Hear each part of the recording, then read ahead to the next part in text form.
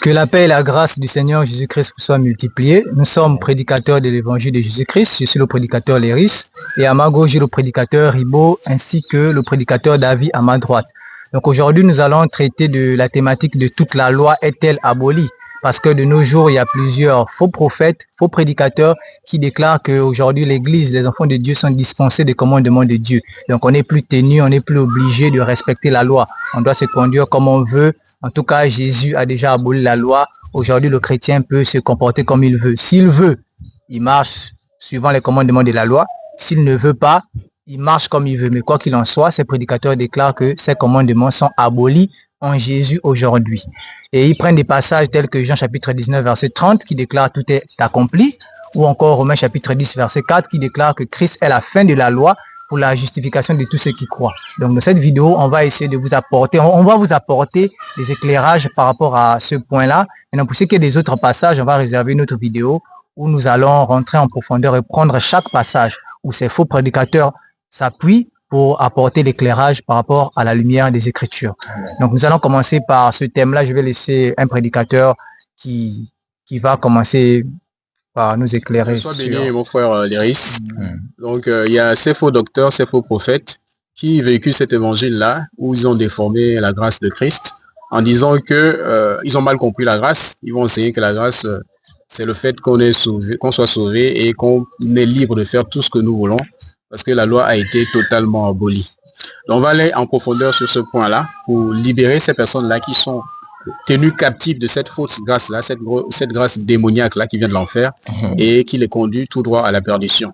Déjà, avant d'aller plus loin, lorsqu'ils disent toute la loi est abolie, on va prendre selon les Écritures déjà quelques commandements de la loi et vous allez constater vous-même que la loi n'est pas totalement abolie. Parce qu'il y a ce qu'on appelle les lois de justice. On va prendre déjà le psaume 119, verset 160, qu'on va lire rapidement. Les lois de justice.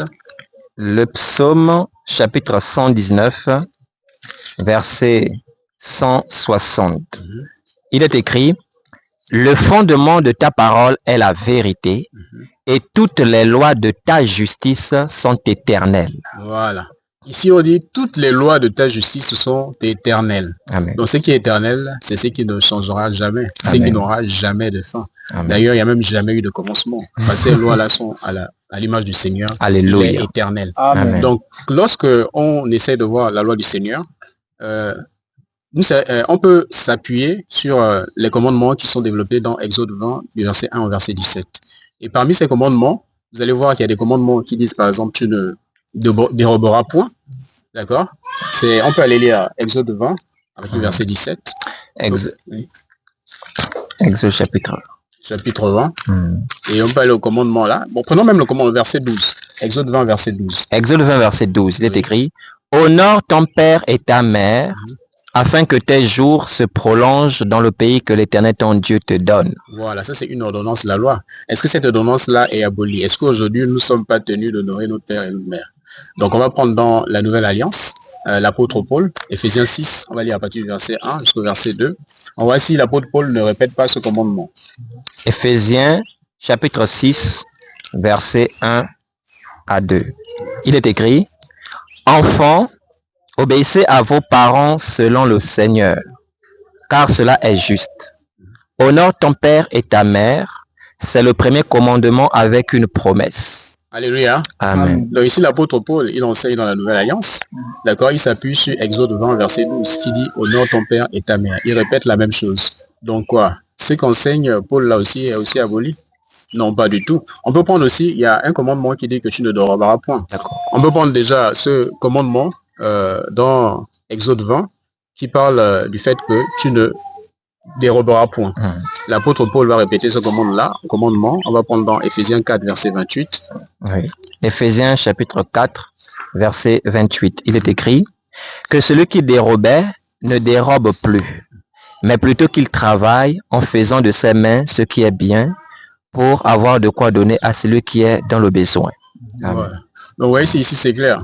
L'apôtre Paul va répéter ce qui est dit dans Exode 20. Il va aussi nous enseigner de ne point dérober. Et il y a aussi le fait de mentir, c'est toujours dans Exode 20. On va remonter un peu plus haut. Ephésiens 4, verset 25.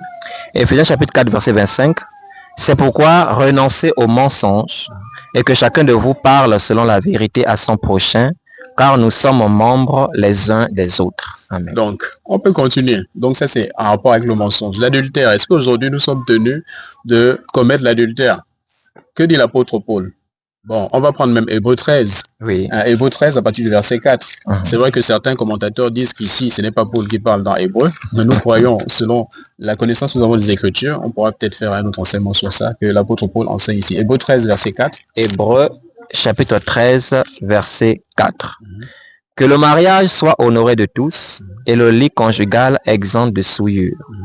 Car Dieu jugera les impudiques et les adultères. Ici, c'est clair. Ici, on dit Dieu jugera les impudiques et les adultères. Amen. On peut continuer comme ça indéfiniment. Ici, ce sont ce qu'on appelle les lois de justice. Amen. Elles ont été données dans Exode 20 à partir du verset 1 jusqu'au verset 17 et elles sont éternelles.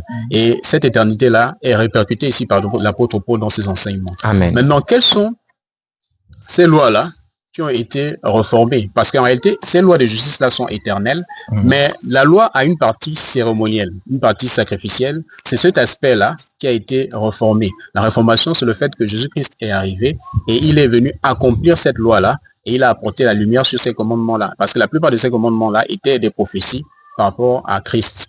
Donc, on va prendre Hébreux 9 à partir du verset 9.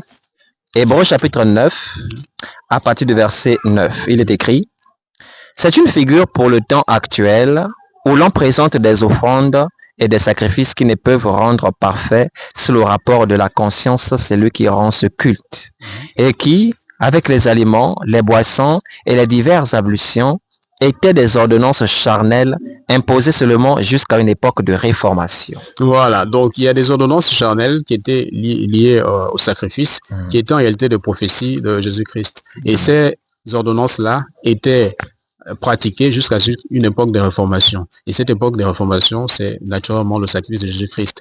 Et nous sommes aujourd'hui parvenus à cette époque-là, et cette partie sacrificielle-là, nous ne sommes plus tenus de la pratiquer. Sinon, si vous dites que nous sommes tenus de la pratiquer, alors reprenons encore du bétail, allons les égorger pour couvrir nos péchés. Nous ne le faisons pas. Donc là, j'ai introduit ainsi, et les autres prédicateurs vont aller davantage en profondeur. Donc, soyez bénis mes chers frères.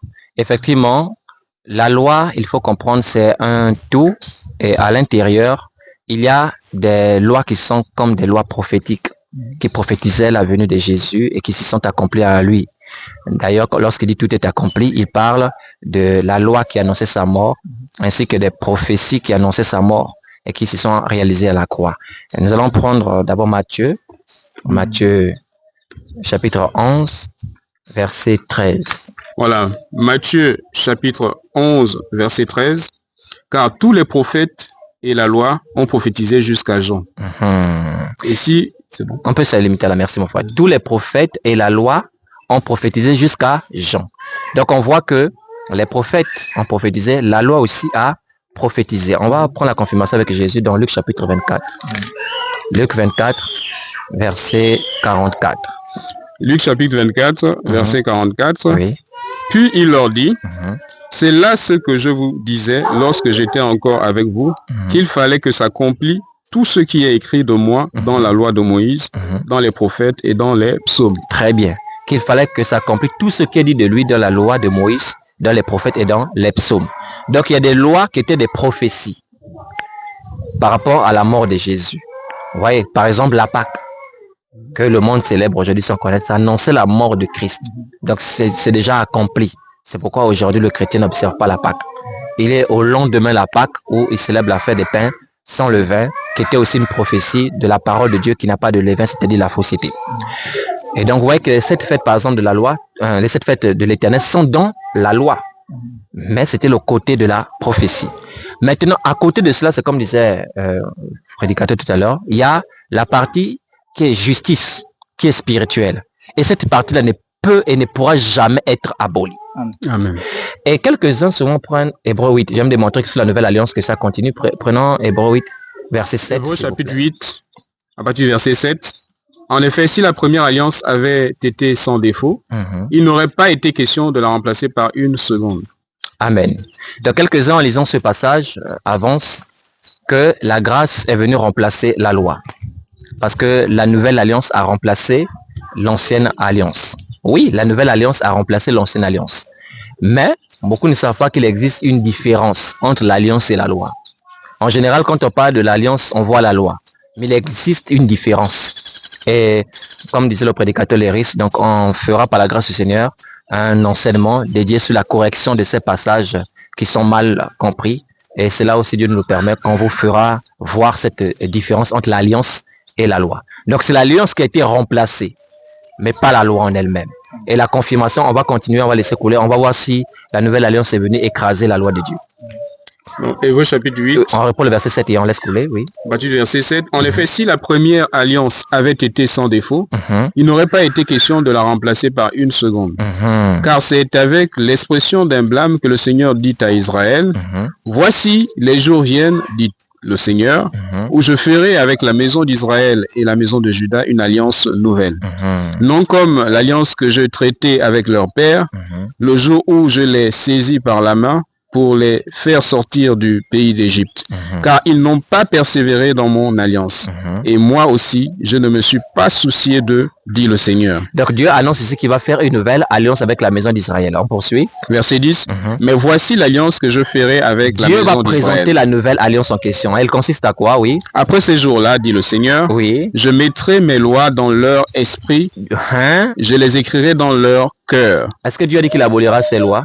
Jamais. Non. Il dit, je mettrai mes lois dans leur esprit, je les écrirai dans leur cœur, ils seront... Et je serai leur Dieu, oui. et ils seront mon peuple. On va aller voir la prophétie sur laquelle l'apôtre se base ici. Jérémie chapitre 31, verset 31 à 33. Et vous allez voir vous-même, parce que vous êtes nombreux qui parlent de la nouvelle alliance sans comprendre que la nouvelle alliance reprend la loi de Dieu, mais différemment. C'est-à-dire qu'elle est maintenant dans nos cœurs. Jérémie chapitre 31, verset 31 à 33. Et ici, on ne parle pas des lois charnelles. On parle des lois de justice. Oui. Jérémie chapitre 31, à partir du verset 31. Voici les jours viennent, dit l'Éternel, Oui. où je ferai avec la maison d'Israël et la maison de Juda une alliance nouvelle. Une alliance nouvelle. Donc, il annonce la nouvelle alliance. Oui, mon frère. Non comme l'alliance que je traitais avec leur père, le jour où je les saisis par la main pour les faire sortir du pays d'Égypte. Alliance qu'ils ont violée, quoique je fusse leur maître, dit l'Éternel. Dit l'Éternel, oui. Mais voici l'alliance que je ferai avec la maison d'Israël. Donc, il dit, il va faire une alliance nouvelle qui sera différente de la précédente. Et il va présenter, voici l'alliance que je ferai avec laquelle, oui. Après ces jours-là, dit l'Éternel, Très bien. je mettrai ma loi au-dedans d'eux. Non, j'abolirai ma loi. Je Non. mettrai ma loi au-dedans Je d'eux. mettrai ma loi au-dedans d'eux, oui. Je l'écrirai dans leur cœur. Dieu va écrire sa loi de nos cœurs. Est-ce que c'est une nouvelle loi? Non, il n'a pas dit je mettrai une nouvelle loi. Il dit j'écrirai, je mettrai ma loi au-dedans d'eux, je l'écrirai dans leur cœur, oui. Et je serai leur Dieu et ils seront mon peuple. Donc nous voyons que sous la nouvelle alliance, Dieu a placé les lois au-dedans de nous. Vous ne comprenez pas encore. Pourquoi? Parce que sous l'ancienne alliance, c'est ça aussi l'une des différences entre l'ancienne alliance et la nouvelle alliance. Sous l'ancienne alliance, la loi de Dieu était inscrite sur les tables de pierre. Est-ce que vous voyez? Le cœur de l'homme n'était pas encore régénéré. Donc Dieu n'avait pas encore incrusté sa loi au-dedans de l'homme. Maintenant, dans la nouvelle alliance, il va changer le cœur de l'homme. Et cette fois, il va mettre sa loi dans le cœur de l'homme. Ce qui fait qu'un véritable chrétien qui est né de nouveau, qui le veut ou pas, il est emmené à obéir à la loi de Dieu, parce que cela ne dépend pas de lui, mais de celui qui l'a appelé. Amen. Nous allons aller dans Ézéchiel chapitre 36, versets 25 à 27. Écoutez bien ce que nous vous disons. On n'est pas sauvé par la loi. Mais lorsqu'on est sauvé, le Seigneur nous amène à obéir à ses lois. Donc on n'obéit pas à la loi pour être sauvé, mais c'est parce que nous sommes sauvés que nous obéissons à la loi de notre Dieu. Ézéchiel chapitre 36, versets 25 à 27. Qu'est-ce qu'il dit? Je répandrai sur vous une eau pure. Je répandrai sur vous une eau pure, oui. Et vous serez purifiés. Je vous purifierai de toutes vos souillures et de toutes vos idoles. Oui. Je vous donnerai un cœur nouveau. Je vous donnerai un cœur nouveau, oui. Et je mettrai en vous un esprit nouveau. Je mettrai en vous un esprit nouveau, oui. J'ôterai de votre corps le cœur de pierre et je vous donnerai un cœur de chair. On continue. Je mettrai mon esprit en vous Oui. et je ferai en sorte que vous suiviez mes ordonnances Oui. et que vous observiez et pratiquiez mes lois. Je ferai en sorte que vous suiviez mes ordonnances, que vous observiez et pratiquiez mes lois. Cela annonce ce qui se passe sous la nouvelle alliance. Ici, on présente ce que Dieu opère aujourd'hui. Il commence par quoi? Par l'eau pure. Il dit, je répandrai sur vous une eau pure. Mais c'est quoi cette eau pure-là? Jésus dit dans Jean 15, verset 3, déjà vous êtes purs à cause de la parole que je vous ai annoncée. Donc on voit que cette eau pure là, c'est pas la pluie qui tombe du ciel, mais c'est la parole de Christ, l'évangile de Christ qui nous purifie. Après il dit, je vous donnerai un cœur nouveau. Mais ça parle de la nouvelle naissance, la régénération que nous avons reçue à l'intérieur de nous. Et quand on reçoit ce cœur nouveau par la nouvelle naissance, que fait Dieu? Il met son esprit en nous. Amen. Et après il dit, je ferai en sorte que vous suiviez mes ordonnances et que vous observiez et pratiquiez mes lois. Donc on comprend même que cela ne dépend pas de nous. Cela ne dépend pas de notre volonté. Cela dépend de la volonté de Dieu. C'est lui qui dit, je ferai. Il n'a pas dit vous ferez. Il dit, je ferai en sorte que vous suiviez mes ordonnances, que vous observiez et pratiquiez mes lois. Voilà pourquoi le prédicateur a fait la démonstration tout à l'heure entre les lois de justice qu'on a vues avec Moïse et avec ce que recommande l'apôtre Paul. Et cette démonstration, on peut vous la faire dans les épîtres des apôtres. Il y en a assez où vous pouvez comparer clairement les commandements de justice dont Moïse avait parlé avant Paul et comment l'apôtre Paul les reprend et il n'a jamais dit que c'était aboli. Sauf que la différence qu'autrefois c'était sur les tables de pierre, mais aujourd'hui c'est sur les tables de cœur. Vous voyez? Donc on n'est pas sauvé par la loi, mais le sauvé est emmené à suivre par la grâce de Dieu les ordonnances de Dieu, spirituelles, morales, à observer et pratiquer les lois spirituelles de Dieu. Donc, s'il y a quelqu'un qui vous dit que la loi est totalement abolie aujourd'hui, sachez que c'est un faux prédicateur. Il n'est pas dans l'évangile de la vérité. Je vais laisser la parole à notre cher. Que Dieu vous bénisse abondamment, un saint prédicateur de la vérité. Amen. Donc, par rapport à l'abolition de la loi, comme on dit les prédicateurs, dire que toute la loi est abolie, tous les commandements de Dieu sont supprimés, on peut vivre dans le désordre, on peut vivre comme on veut, ça c'est la fausse doctrine. Ça c'est pas la doctrine de Jésus-Christ. C'est ce que Jude a appelé dans Jude verset 4 en disant ce sont des personnes qui déforment le sens de la grâce. Donc ils tordent le sens des Écritures pour justifier leur vie immorale, pour justifier leur conduite qui sont immorales. Alors selon la lumière des Écritures, pour parler de l'abolition de la loi, pour parler même de la loi, vu que ces personnes qui disent que la loi, toute la loi est abolie, prennent appui sur Jésus en disant Jésus est venu abolir toute la loi. Alors on va consulter le Seigneur Jésus. Amen. Et on va écouter ce que le Seigneur Jésus-Christ lui-même déclare. Parce que s'il y a quelqu'un qui doit prêcher premièrement l'abolition de toute la loi, c'est Jésus. Amen. Et on va écouter ce que Jésus lui-même déclare dans Matthieu chapitre 22, du verset 36 jusqu'au verset 40. Il est écrit dans Matthieu chapitre 22, verset 36 à 40. Oui.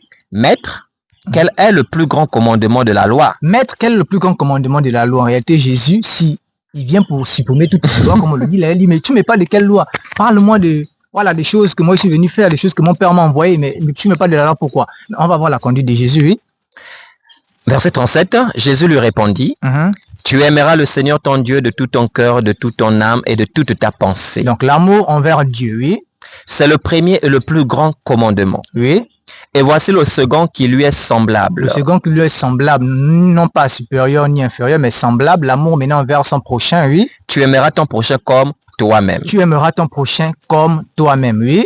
Verset 40, de ces deux commandements dépendent toute la loi et les prophètes. De ces deux commandements dépendent toute la loi et les prophètes. Donc toute la loi et les prophètes dépendent de l'amour. L'amour envers Dieu et l'amour envers le prochain. C'est pourquoi si vous regardez même les 10 commandements d'Exode chapitre 20, du verset 1 au verset 17, vous allez remarquer que les 4 premiers parlent de l'amour envers Dieu et les 6 autres derniers parlent de l'amour envers son prochain. Donc Jésus-Christ explique que de l'amour dépendent toute la loi et les prophètes. Vous voyez, c'est pourquoi il dit dans Matthieu chapitre 7 verset 12, tout ce que vous voulez que les hommes fassent pour vous, faites-le de même pour eux, parce que c'est l'amour. Si tu veux qu'on te fasse ceci, toi aussi tu dois faire cela à l'autre, c'est l'amour. Il termine en disant car c'est la loi et les prophètes. Matthieu 7 verset 12. Donc Jésus-Christ prêchait la loi et les prophètes. Vous voyez, Jésus-Christ a montré dans Matthieu chapitre 22 que nous venons de lire que justement la loi se résume en l'amour. L'amour envers Dieu et l'amour envers le prochain, selon qu'il est écrit, tu aimeras ton prochain comme toi-même. Voici ce que Jésus a prêché. Maintenant, on va écouter ce que les apôtres prêchaient. Est-ce que les apôtres vont venir contredire cette phrase de Jésus? Est-ce que les apôtres vont venir dire autre chose? Parce qu'il y a une chose que vous devez savoir. Nous, on ne vous prêche pas des choses qui sortent de l'imaginaire. Nous vous prêchons ce que Jésus a ordonné. Parce que même les apôtres prêchaient simplement ce que Jésus a ordonné. Vu que Jésus, quand il les envoie dans Matthieu chapitre 28, du verset 19 au verset 20, au verset 20, il dit quoi? Et enseignez-leur à observer tout ce que je vous ai prescrit. Donc les apôtres, ainsi que nous aujourd'hui, qui marchons suivant la doctrine de Christ, qui sont des bâtisseurs, nous nous enseignons tout ce que le Maître Jésus a prescrit, parce que c'est lui qui est la pierre angulaire de l'Église. Allons-y lire maintenant Paul, Romains chapitre 13, du verset 8 au verset 10. Romains chapitre 13, verset 8 à 10. Il est écrit, Oui. ne devez rien à personne, si ce n'est de vous aimer les uns les autres. Oui. Car celui qui aime les autres a accompli la loi. En effet, les commandements. Ah, Paul, tu nous rappelles encore des commandements. Oui, continue mon frère. En effet, Oui. les commandements, deux points, tu ne commettras point Tu ne commettras d'adultère, point d'adultère, c'est dans Exode chapitre 20, oui. tu ne tueras Tu point, ne tueras point pareillement. tu ne déroberas point, Pareillement, et dans Exode 20. tu ne convoiteras point, Pareillement, oui. et ce qu'il peut encore y Et avoir. tous les autres commandements moraux qui peuvent encore y avoir, je vais revenir sur cette phrase-là, oui, Se résume dans cette parole. se résume comme le Maître Jésus a enseigné. Et Paul enseigne cela à l'Église. Ici, il s'agit de l'épître aux Romains. Amen. Vous voyez, il enseigne ça aux Romains. Il dit, se résume dans cette parole dans laquelle, oui, Tu aimeras ton prochain comme toi-même. tu aimeras ton prochain comme toi-même. C'est ce que Jésus a enseigné en disant, voici le second commandement qui lui est semblable. Amen. Tu aimeras ton prochain comme toi-même. Et Jésus déclare que de ces commandements dépendent toute la loi et les prophètes. Alléluia. Continue mon frère, oui. Verset 10. Mhm. L'amour ne fait point de mal au prochain. L'amour ne fait point de mal au prochain, oui. L'amour est donc l'accomplissement de la loi. L'amour est donc l'accomplissement de la loi. Mais attends, si la loi est supprimée, mais pourquoi Paul nous parle-t-il de la loi encore ici? Il dit c'est par l'amour que nous, l'Église, nous accomplissons la loi. Alléluia. Donc la loi qu'autrefois on n'arrivait pas à accomplir, aujourd'hui en Jésus, par l'amour nous accomplissons la loi aujourd'hui. Amen. Et c'est pourquoi d'ailleurs au chapitre 3, le verset 31, il dit à l'Église de Rome, anéantissons-nous donc la loi par la foi. Il dit loin de là, au contraire, nous accomplissons la loi. Alléluia. Donc aujourd'hui par la foi, nous on anéantit par la loi, mais aujourd'hui par la foi et par l'amour, nous accomplissons la loi. Amen. Là nous avons pour le témoignage de Paul par rapport à ce que Jésus-Christ a dit dans Matthieu chapitre 22. Nous allons maintenant prendre le témoignage d'un autre apôtre qui est l'apôtre Jacques. On va prendre Jacques chapitre 2 verset 8. Jacques chapitre 2, verset 8. Il est écrit, si vous accomplissez la loi royale. Si vous accomplissez, donc il demande à l'église d'accomplir. Si vous accomplissez, mais pourquoi parler de ça si c'est déjà aboli? Continue mon frère, la loi royale, oui. Si vous accomplissez la loi royale selon l'écriture. Selon l'écriture, c'est Lévitique chapitre 19, verset 18 qui parle de cela, oui. Amen. Tu aimeras ton prochain comme toi-même, vous faites bien. Tu aimeras ton prochain comme toi-même, vous faites bien. Vous voyez? Ici, Jacques, comme Paul, il rappelle tous ce que le Maître Jésus a dit dans Matthieu chapitre 22. Amen. Et Jésus lui-même, il a tiré de cela dans Lévitique chapitre 19, verset 18. Amen. Vous voyez? Donc, le Seigneur Jésus-Christ lui-même ne nous a jamais enseigné de vivre comme on veut. Il nous a jamais enseigné, il ne nous a jamais dit qu'il venait pour abolir la loi. Et les apôtres ne l'ont jamais dit. Moi, je ne sais pas quel passage, je ne sais pas où ces hommes-là se basent pour dire que la loi abolit. Et je vais prendre un passage qui est Matthieu chapitre 5, verset 17. C'est une citation que même ces faux prophètes prennent en disant que, oui, vous dites que s'il y a une personne qui doit parler de l'abolition de la loi, Jésus doit être la première personne. On est d'accord. Ils prennent ce passage-là. Nous aussi, on va prendre ce passage-là. Matthieu chapitre 5, verset 17. On va écouter les propos même du Seigneur Jésus-Christ. Ses propres propos. Amen. Oui. Matthieu chapitre 5, verset 17. Ne croyez pas que je sois venu pour abolir la loi ou les prophètes. Jésus déclare clairement dans ce passage, ne croyez pas, mais parce qu'il y a certains qui croient, ne croyez pas que je sois venu pour abolir la loi ou les prophètes. Jésus n'est pas venu pour abolir la loi ou les prophètes, oui. Je suis venu non pour abolir, Je suis venu non pour abolir, oui, mais pour accomplir. mais pour accomplir. Alors voilà ce que ces faux prédicateurs disent. Ils disent, oui, on est d'accord que Jésus n'est pas venu pour abolir la loi ou les prophètes, il est venu pour abolir, il est venu pour accomplir la loi et les prophètes. Mais après avoir accompli, voilà ce qui complète. Ils disent qu'après avoir accompli, donc on est d'accord, il n'a pas aboli, il a accompli. Mais après avoir accompli, il a tout aboli. C'est pourquoi dans Jean chapitre 19, verset 30, Jésus dit tout est accompli. Allons-y lire même ça, Jean 19, verset 30. Donc il faut un parallèle entre ce verset et Jean 19, verset 30. Jean chapitre 19, verset 30. Il est écrit, quand Jésus eut pris le vinaigre, il dit, Il s'agit de la crucifixion de Jésus après avoir pris le vinaigre, oui. il dit, tout est accompli. Tout est accompli. Vous voyez? Donc, ils prennent Matthieu 5, verset 17, où Jésus dit, ne croyez pas que je sois venu pour abolir la loi, je suis venu non pour abolir, mais pour accomplir. Ensuite, il colle avec le Jean 19, verset 30, où Jésus déclare, tout est accompli. Et après, il tire la conclusion en disant, vu que Jésus a déjà tout accompli, alors il n'y a plus besoin de respecter la loi, parce que le Seigneur Jésus a déjà tout accompli. Déjà, premièrement, lorsque Jésus dit dans le chapitre 19, verset 30, tout est accompli, Jésus ne parle pas de toute la loi. Voilà leur problème, c'est ça. Amen. Jean 19, verset 30, Jésus ne parle pas de toute la loi. Mais quand il dit tout est accompli, Jésus parle de toutes les lois qui le concernaient. Amen. Parce que toutes les lois ne concernaient pas Jésus. Voilà pourquoi dans Luc chapitre, très bien, qui concerne la mort de Jésus, voilà pourquoi dans Luc chapitre 24, au verset 27, quand il est sur le chemin d'Emmaüs avec les deux disciples, Amen. il prend les Écritures, il a dit que Jésus leur montra dans les Écritures. Mon frère, je vais lire parce qu'il y en a qui... On cite, ils ne lisent jamais, mon frère. Luc chapitre 24, on va lire le verset 27. Luc chapitre 24, verset 27. Oui. Et commençant par Moïse et par tous les prophètes, Oui. il leur expliqua dans toutes les Écritures ce qui le concernait. On lui l'a expliqué dans tout ce qui le concernait. Donc dans la loi, là, il y a une partie qui concerne Jésus et il y a une partie qui ne concerne pas Jésus. Jésus a expliqué aux disciples ce qui le concernait dans la loi. Et c'est que le verset 44 déclare aussi qu'on a lu avec le prédicateur Ribot qui déclare que, oui. Verset 44, puis il leur dit, c'est là ce que je vous disais lorsque j'étais encore avec vous, qu'il fallait que s'accomplisse tout ce qui est écrit de moi dans la loi de Moïse. Dans la loi de Moïse, il y a ce qui est écrit de Jésus. Dans les prophètes. Dans les prophètes, oui. Et dans les psaumes. Et dans les psaumes. Donc toute la loi ne parle pas de Jésus. Tous les prophètes ne parlent pas de Jésus, tous les psaumes ne parlent pas de Jésus. Jésus est venu accomplir par sa mort toutes les lois qui parlaient de lui. Et quelles sont les lois qui parlaient de lui? Ce sont les lois dont il est parlé dans Hébreux chapitre 9, du verset 9 au verset 10 qu'on a déjà lu, qui déclare que c'est une figure pour le temps actuel où l'on présente des offrandes et des sacrifices. Donc tout ce qui est offrande, sacrifice, des boissons, des aliments et les diverses ablutions qui étaient des ordonnances charnelles imposées seulement jusqu'à une époque de réformation. Donc dans toute la loi, tout ce qui concerne les sacrifices, sacrifices perpétuels, holocauste, sacrifice d'action de grâce, sacrifice d'expiation, sacrifice de culpabilité, tout ce qui est offrande, tout ce qui est aliments, Lévitique chapitre 11, les aliments purs, les aliments impurs, tout ce qui est boisson pour les libations, tout ce qui est ablution, il faut te laver, machin, quand tu as un accident nocturne, il faut te laver, etc. Le sacrificateur qui doit se laver avant d'entrer dans le temple, tout cela était des ordonnances charnelles qui étaient imposées jusqu'à une époque de réformation. Amen. Donc c'était des ordonnances charnelles qui prophétisaient la mort de Jésus. C'est pourquoi Colossiens chapitre 2, à partir du verset 16, déclare que personne donc ne vous juge au sujet du manger ou du boire. Quand on dit manger, on voit automatiquement les aliments qu'on a déjà dit. Boire, on voit la boisson. Et Paul déclare ou au sujet d'une fête. Donc les fêtes, comme a dit le prédicateur Ribot, la Pâque, et les fêtes de Lévitique chapitre 23, tabernacle, etc. Et toutes ces autres fêtes-là, personne ne doit plus nous juger au sujet de cela, car c'était l'ombre des choses à venir.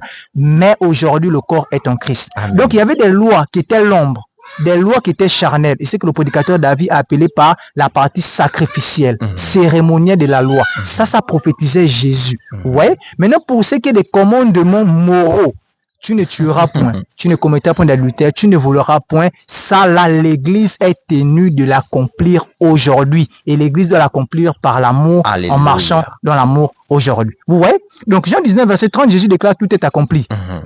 Tout est accompli, c'est par rapport aux lois, justement, que Jésus, justement, devait accomplir. Vous voyez, par rapport aux lois qui le prophétisaient. Il ne s'agit pas de toute la loi. Donc, on ne peut pas prendre ce passage et puis coller avec Matthieu chapitre 5, verset 17. Déjà même, dans Matthieu chapitre 5, verset 17, Jésus, déjà le tout est le accompli que Jésus, vous savez que la Bible n'a pas été traduite, n'a pas été écrite en français. Vous le savez, le Nouveau Testament a été écrit en grec, donc ce sont des traductions, etc. En réalité, le accompli dont Jésus utilise, c'est pas le même mot que le accompli dont il va utiliser dans Jean chapitre 19, verset 30. Vous pouvez vérifier ça avec la Bible online.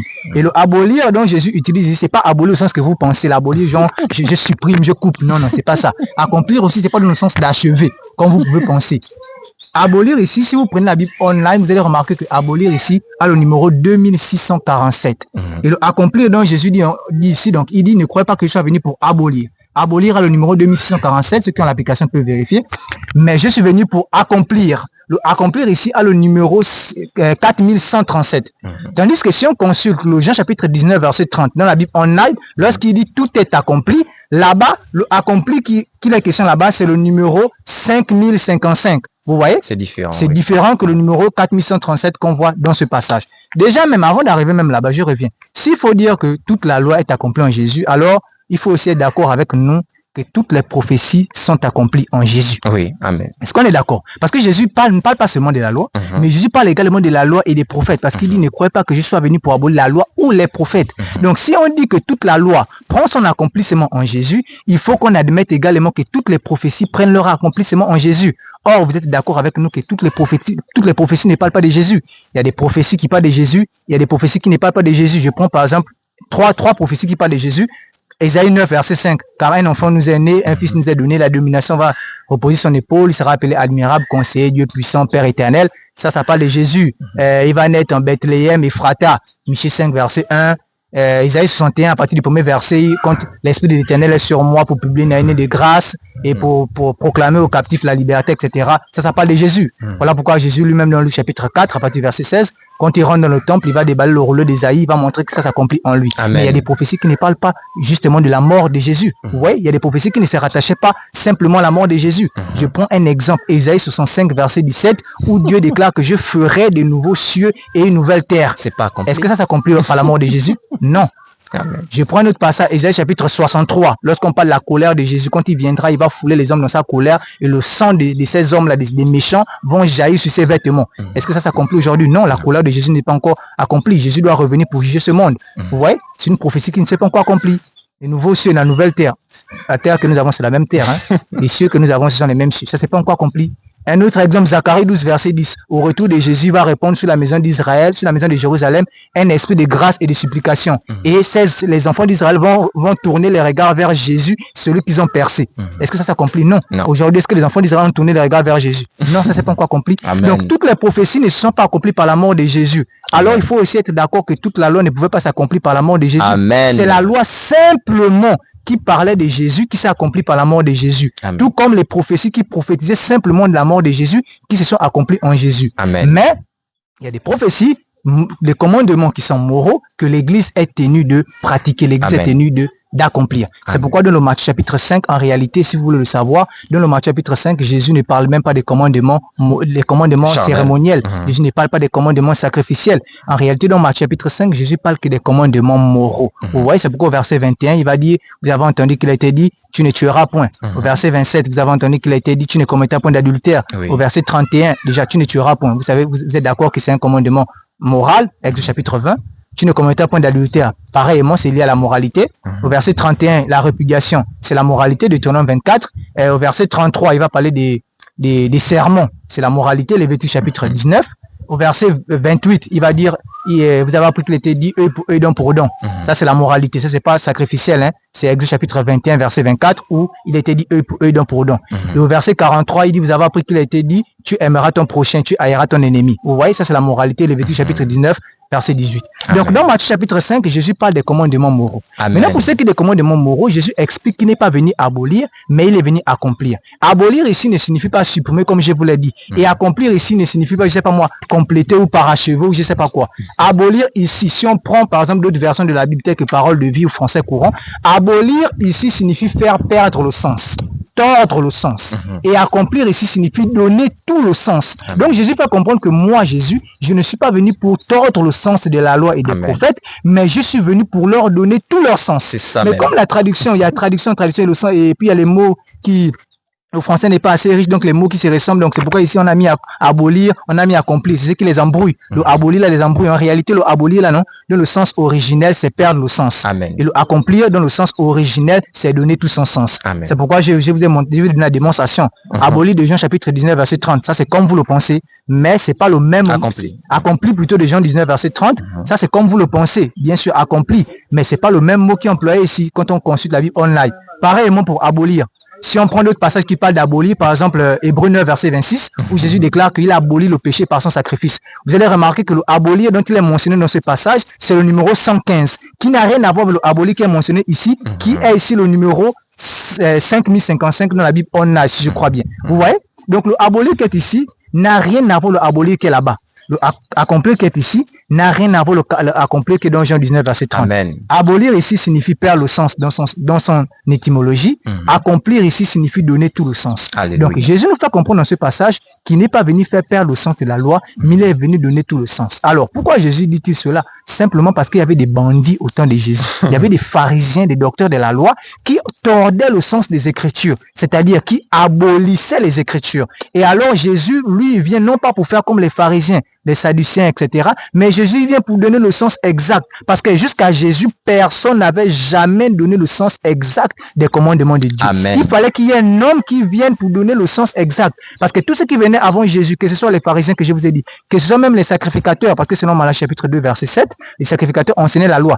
Tous ceux qui sont venus avant Jésus, les sacrificateurs jusqu'à Jésus, tous ceux qui venaient abolissaient la loi dans le sens où ils tordaient le sens de la loi. Mais il fallait un homme qui vienne accomplir la loi, c'est-à-dire donner tout le sens. Amen. Parce que la loi est le songe et la grâce est son explication.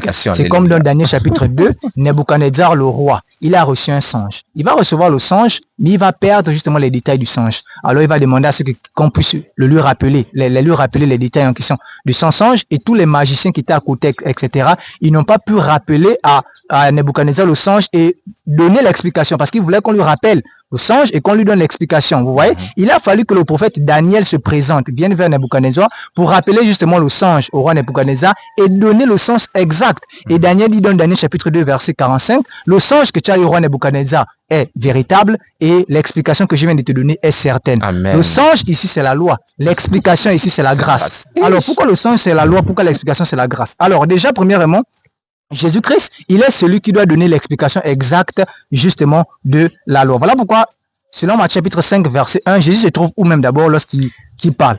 Matthieu 5, verset 1. Nous étions au verset 17, là on retourne au premier verset. Oui. Voyant la foule, Jésus monta sur la montagne. Et après qu'il se fut assis, ses disciples s'approchèrent de lui. Vous voyez, donc quand Jésus-Christ parle de la loi et les prophètes dans Matthieu chapitre 5, il se trouve sur une montagne. Or, la loi avait été donnée où? Selon Néhémie chapitre 9, verset 13, qui déclare, tu descendis sur la montagne de Sinaï, tu leur parlas du haut des cieux et tu leur donnas des ordonnances justes, des lois de vérité, des préceptes et des commandements excellents. Amen. Donc la loi là qui est vérité avait également été donnée sur la montagne. C'est en Néhémie chapitre 9, verset 13. C'est pourquoi Jésus-Christ qui vient donner le sens exact, ce Jésus-Christ qui vient accomplir la loi dans le sens où il vient apporter l'éclairage, il fallait qu'il se tienne sur la montagne. C'est qu'on a lu dans Matthieu chapitre 5, verset 1. Car la loi c'est le songe, et justement, la grâce, notamment l'explication de Jésus, c'est son interprétation. Amen. Vous voyez, comme le songe vient de Dieu, il faut aussi que l'interprétation vienne de Dieu. Vous voyez, c'est pourquoi les magiciens, etc., les archéologues et tout le reste des pharaons n'ont pas pu expliquer ça, parce que c'était des personnes charnelles. Il fallait Daniel, une personne céleste, qui vienne donner ici l'interprétation du songe de Nebuchadnezzar. Ainsi, personne avant Jésus, que ce soit les pharisiens, que ce soit les sacrificateurs, ne pouvaient donner le sens exact de la loi. Il fallait que Jésus-Christ lui-même descende, se place sur une montagne, donne le sens exact de la loi. Amen. Voilà pourquoi il est également dit dans le psaume chapitre 111 verset 7, les œuvres de ses mains sont fidélité et justice, toutes ces lois sont véritables. Amen. Donc la loi de Dieu elle est véritable, comme le songe que Daniel a dit est véritable, et la grâce elle est certaine. Voilà pourquoi Paul dit dans Tite chapitre 3 verset 7, cette parole est certaine. Et je veux que tu affirmes ces choses afin que ceux qui ont cru en Dieu s'appliquent à pratiquer les bonnes œuvres. Amen. Donc la grâce elle est certaine, justement la loi elle est véritable. Amen. Alors, donc la loi qui est véritable, elle est ce songe dont Daniel a dit, le songe est véritable, et la grâce justement elle est l'interprétation qui est certaine. Amen. Donc dans ce passage de Matthieu chapitre 5 verset 17, Jésus nous explique clairement que lui, il est venu donner le sens exact des commandements de Dieu. Amen. Et il n'est pas venu pour tordre le sens des commandements de Dieu comme le faisaient les pharisiens. Alors je tiens à préciser que Jésus n'est pas venu par faire la loi. Attention, Jésus n'est pas venu par faire, il est venu éclaircir. Éclaircir pour qui? Pour nous. Amen. Parce que nous, on ne comprenait rien de la loi. On avait du mal. C'est comme le prédicateur Ribaud l'a très bien développé en disant que parce que la loi n'était pas dans nos cœurs, c'est pourquoi on avait du mal à l'accomplir. Vous voyez, la loi était simplement sur des tables de pierre. Alors, qu'est-ce que Jésus a fait? Jésus a mis maintenant cette loi dans nos cœurs pour que nous puissions la respecter. Alléluia. Mais en réalité, cette loi a toujours été parfaite. Selon qu'il est écrit dans Psaume chapitre 19, verset 8, la loi de l'Éternel est parfaite, oui. elle restaure l'âme. Que Dieu vous bénisse. Amen, frère Léris. Amen. Tu es allé dans les profondeurs, c'est très important.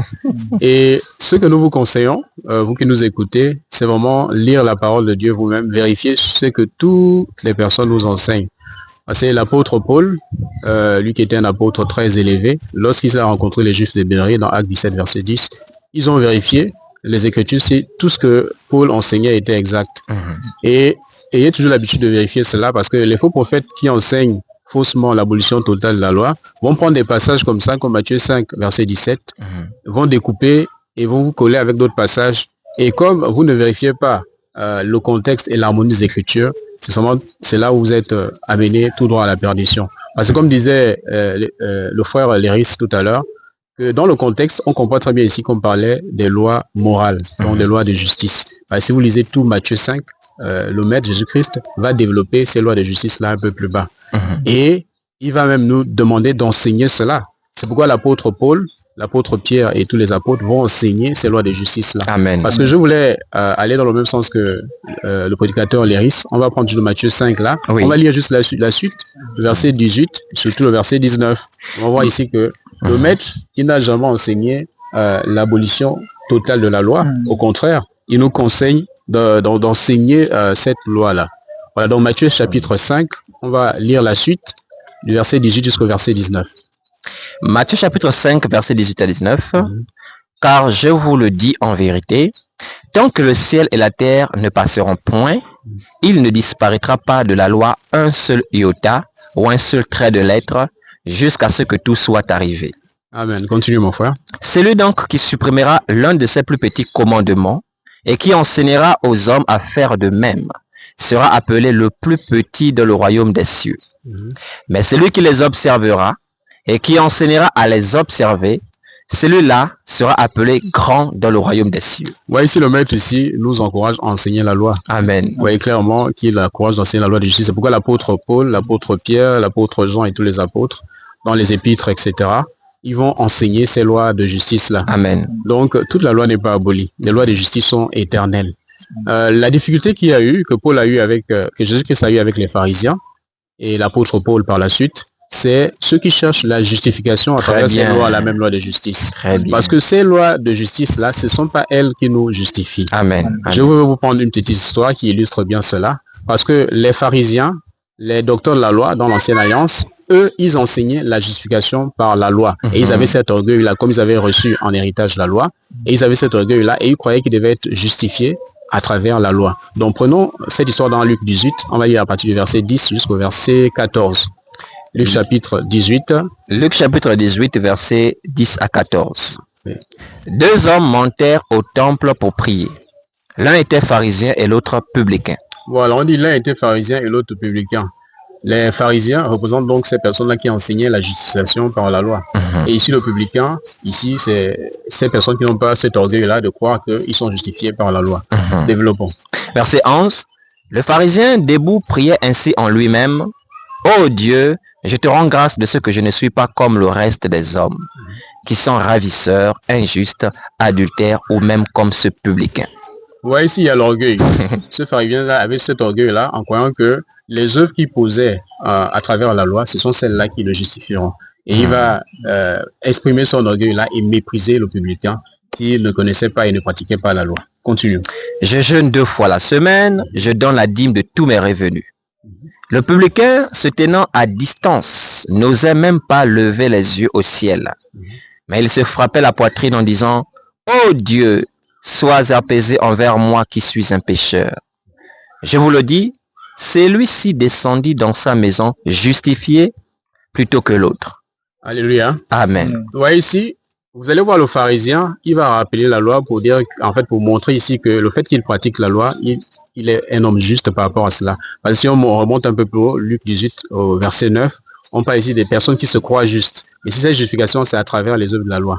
Parce qu'ici, il va rappeler quelques œuvres de la loi, parce que nous rappelons que la loi ne se résume pas aux 10 commandements, dans Exode 20 de 1 à 17, parce qu'il y a plus de 600 commandements. Voilà. Et Exode 20, là, ici, traite essentiellement des lois de justice. Donc, voyez, ici, il va mettre son orgueil dans cette loi-là. Et pour lui, en pratiquant ces lois-là, c'est ainsi qu'il sera justifié. Alors que le Seigneur, en fait, il rappelle, lorsqu'il viendra sur terre, il va rappeler aux Juifs, aux Hébreux ici, que la justification ne s'obtient pas par les œuvres de la loi. Et comment s'obtient la justification? C'est par la foi en Jésus-Christ. Et cela est décrit par l'apôtre Paul. Et rappelé aussi par l'apôtre Paul dans Romains 9, à partir du verset 30, qu'on va lire rapidement. Romains chapitre 9, verset 30. Il est écrit, « Que dirons-nous donc?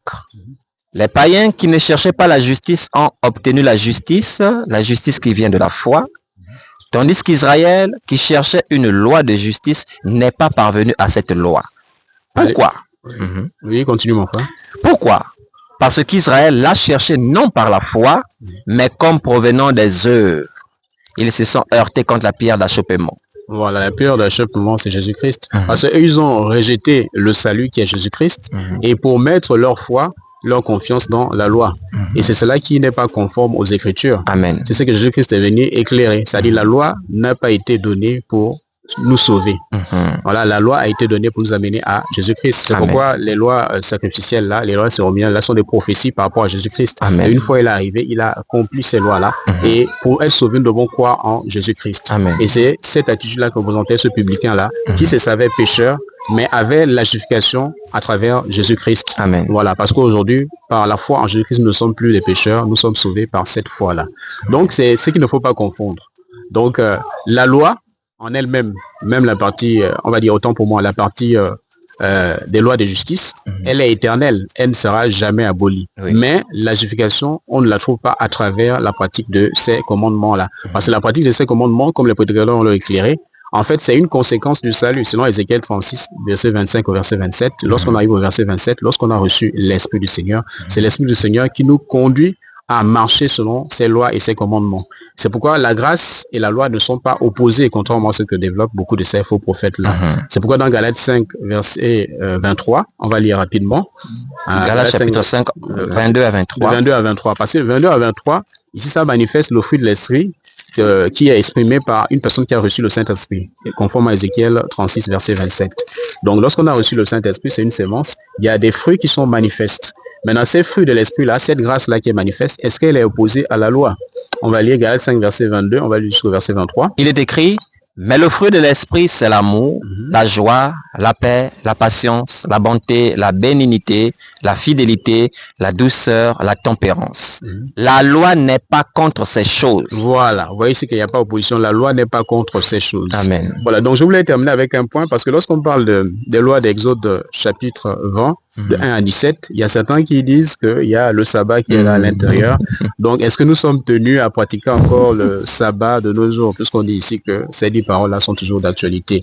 Ici, c'est l'apôtre, il y a un apôtre, nous croyons que c'est l'apôtre Paul, dans Hébreu, qui éclaire ça tranquillement. Parce que le sabbat, aujourd'hui, contrairement à ce que dit la fausse doctrine qui est les Adventistes du 7e jour, nous n'avons pas à pratiquer le sabbat aujourd'hui. Là, il faudra carrément un autre. Je pense que dans le groupe Fondement des Apôtres, oui, il y a une vidéo, sur la chaîne. Ça. Voilà, donc vous allez consulter cela. Maintenant, concernant la pratique, comment nous pratiquons le sabbat aujourd'hui, c'est éclairé dans Hébreu 4, on va lire à partir du verset 1 jusqu'au verset 3. Hébreu chapitre 4, verset 1 à 3. Craignez donc, tandis que la promesse d'entrer dans son repos subsiste encore, qu'aucun de vous ne paraisse être venu trop tard.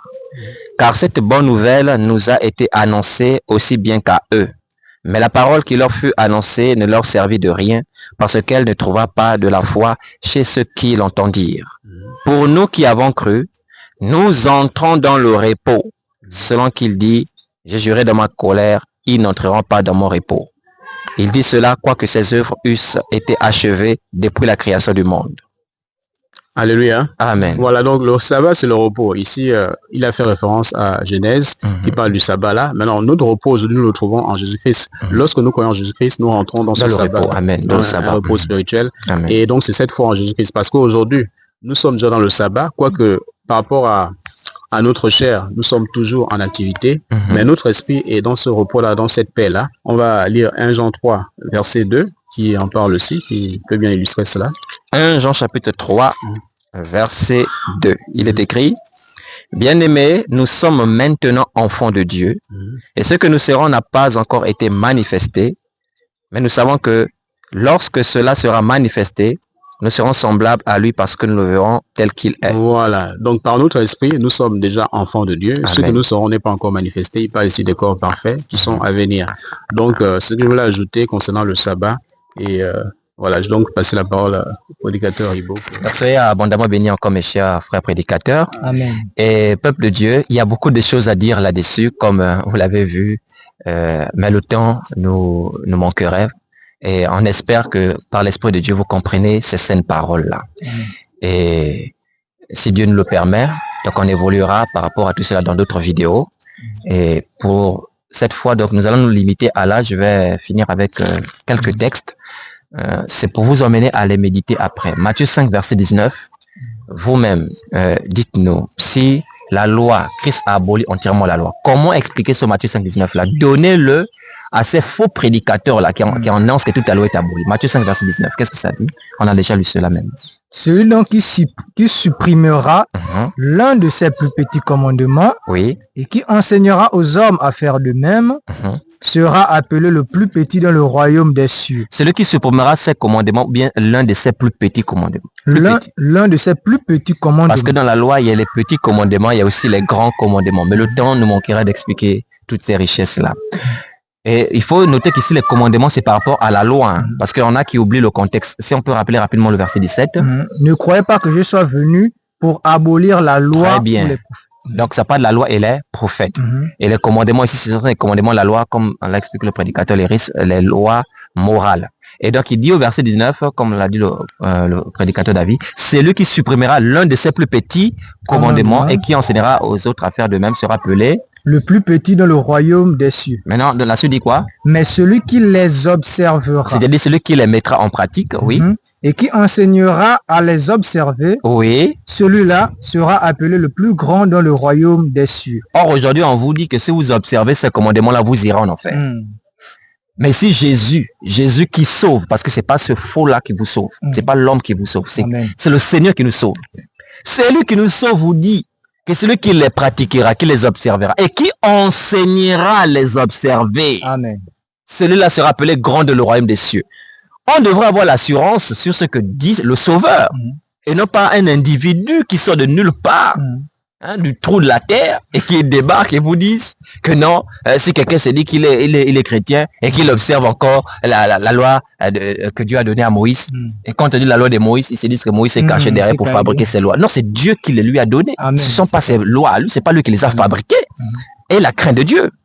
Donc, il faut simplement la connaissance, la compréhension, qui a parmi ces lois, celles qui étaient prophétiques par rapport à Christ, qui se sont accomplies, tout est accompli comme c'est bien démontré le prédicateur. Mais il y a un aspect qui est moral, qui est justice, qui, vous voyez, ces commandements-là reflètent même la justice de Dieu. Les abolir, mais c'est grave. On serait dans quel monde actuellement? Vous voyez, c'est vraiment grave. Donc, qui nous explique cette partie-là? Comment on explique alors que c'est lui qui les observe d'après Jésus et qui enseigne à les observer? On ne peut pas dire qu'on va situer ça par rapport au temps avant la mort de Jésus. Hein. Non, il dit il sera appelé le plus grand dans le royaume. Moi, je veux être plus grand. C'est pourquoi, par la grâce du Seigneur, par son esprit qui en nous, nous les observons et nous enseignons aussi aux autres à les observer. Selon Ézéchiel 36, verset 27 que nous avons déjà lu, je mettrai mon esprit en vous et je ferai en sorte que vous suiviez mes ordonnances, que vous observiez et pratiquiez mes lois. Il y a encore quelques individus sortis de je ne sais quel trou de la terre qui disent aussi que la loi de Christ, c'est l'amour. Et on n'a plus besoin de la loi de Moïse. Ok. Qui disent que la loi de Christ a aboli la loi de Moïse. Qu'aujourd'hui, on est sous la loi de Christ et non pas sous la loi de Moïse. Les expressions sous là, ça renvoie à la justification. Comme ça a déjà été expliqué par le prédicateur David. Le problème que Paul avait avec les pharisiens, c'était pas par rapport à la loi, c'était par rapport à la justification de la loi. Paul n'avait aucun problème avec la loi. Parce que lui-même, on a vu Ephésiens 6, verset 1, enfants, obéissez à vos parents selon le commandement du Seigneur. Avec le prédicateur David, le prédicateur les risques qui a donné Romains 13, 8 à 10, où il a dit, en effet, les commandements, tu ne tueras pas, tu ne commettras pas d'adultère. Il n'a pas dit sont abolis. Il a dit, se résume en cette parole. Tu aimeras ton prochain comme toi-même. Celui qui aime les autres a accompli la loi. Mais là encore, ces individus-là ne comprennent pas. Celui qui aime les autres a accompli la loi. Il me parle de la loi de Moïse. Tu ne tueras pas, tu ne voleras point. Mon frère, si tu m'aimes, supposons qu'après ce tournage de vidéo-là, j'oublie mon téléphone. Est-ce que tu vas voler? Loin de là. Parce que tu me vois comme toi-même. Tu vas me dire, ah frère, tu as oublié ton téléphone. Et tu vas le garder précieusement. Ou bien, mon cher frère David, tu prendras ce qui est à moi? Non. Vous voyez, donc, l'amour de Christ répandu dans ton cœur par le Saint-Esprit va t'emmener naturellement à observer la loi de Dieu sans effort. C'est l'Esprit de Dieu qui opère ce miracle-là. On dit, la loi de Christ est venue remplacer la loi de Moïse. Mais c'est absurde. C'est quoi la loi de Christ? Jean 15, verset 12. Jean chapitre 15, verset 12. Oui. C'est ici mon commandement. Aimez-vous les uns les autres comme je vous ai aimé. Très bien. Donc le commandement de Christ c'est quoi? C'est l'amour. Mais la loi c'est résume en quoi? On lui a posé la question, pourquoi on va même relire? On a déjà lu cela. Allez relire pour ceux qui n'ont pas fait attention peut-être. Matthieu 22, 36 à 40. On a posé la question à Jésus. Quel est le plus grand commandement de la loi? Il a dit, tu aimeras le Seigneur ton Dieu de tout ton cœur, de tout ton âme, de toute la pensée. Et voici le second qui lui est semblable. Tu aimeras ton prochain comme toi-même. Et l'apôtre Paul a repris cela. On a vu Jacques aussi qui a repris cela, la loi royale. Amen. Tu aimeras ton prochain comme toi-même. On voit que la loi de Moïse se résume en l'amour. Et on voit que la loi de Christ, c'est aussi l'amour. Mais c'est la même chose. Amen. C'est ça. Ah, Seigneur, c'est Dieu. Non, la loi de Christ est venue remplacer. La loi de Christ, c'est l'amour. La loi de Moïse aussi, c'est l'amour. Ou bien, l'amour et l'amour sont différents. La loi de Moïse, c'est pas la haine. C'est parce qu'ils sont perdus avec le commandement tel que œil pour œil, dent pour dent. Mais qui vous a dit que c'est une vengeance à exercer soi-même? Allez relire Lévitique 19, 18, tu ne te vengeras point. C'est pourquoi je vous dis, c'est un problème de compréhension. Ils ne comprennent pas œil pour œil, dent pour dent. Et si Dieu le permet, si telle est sa volonté, on abordera cela, mais ceux qui sont déjà avec nous, qui sont entrés vraiment de la bergerie, qui ont part au pain consistant, connaissent ces lois-là. Ouais, parce que nous, le travail que nous faisons, c'est pas pour tout le monde, hein. Nous sommes à la recherche des élus. Amen. Parce que Dieu nous a établis pour la foi des élus. C'est l'Antique chapitre 1, verset 1 à 2. Et quand ces élus entendent le son de la voix, qui n'est pas notre voix à nous, mais la voix du maître au travers de nous, ils reconnaissent l'appel de leur maître. Vous voyez? Donc nous arrêtons là pour aujourd'hui. Et nous vous invitons à fuir ces faux docteurs-là qui sont animés d'un esprit antichrist, parce que prêcher l'abolition de toute la loi, c'est le projet de l'antichrist.